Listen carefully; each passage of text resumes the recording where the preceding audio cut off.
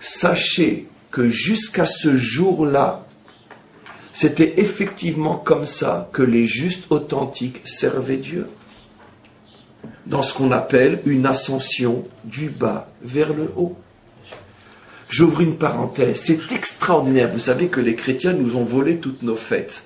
Ça veut dire qu'ils les ont remplacées par des trucs à eux. Hanouka, ils l'ont remplacé par Noël.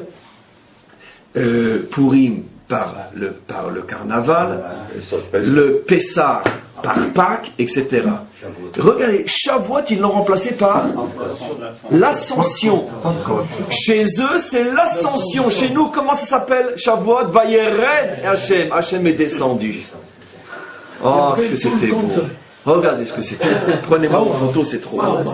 Et vous vous rendez compte ce que je viens de vous révéler? Ils ne se rendent même pas compte qu'ils se tirent à chaque fois une balle dans la tête. Chez eux, ils montent, chez nous, on descend. Vayered Elohim. L'ascension, 40 jours après Pâques, ne correspond pas à Shavuot. La Pentecôte, 50 jours après Pâques, est en fait l'équivalent chrétien de Shavuot.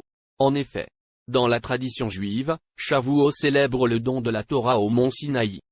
Dans la tradition chrétienne, la Pentecôte célèbre le don de l'Esprit Saint aux apôtres, qui a eu lieu à Jérusalem pendant Shavuot.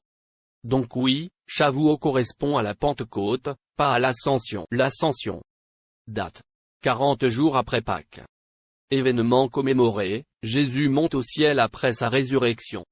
Symbole. La fin de la présence visible de Jésus sur terre.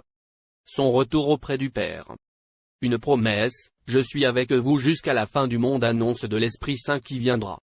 Message spirituel, Jésus ouvre le chemin vers le ciel et montre la destinée des croyants. La Pentecôte. Date. 50 jours après Pâques, 10 jours après l'Ascension. Événement commémoré, descente du Saint-Esprit sur les apôtres, à Jérusalem. Symbole. La naissance de l'Église, les apôtres se mettent à annoncer l'Évangile dans toutes les langues.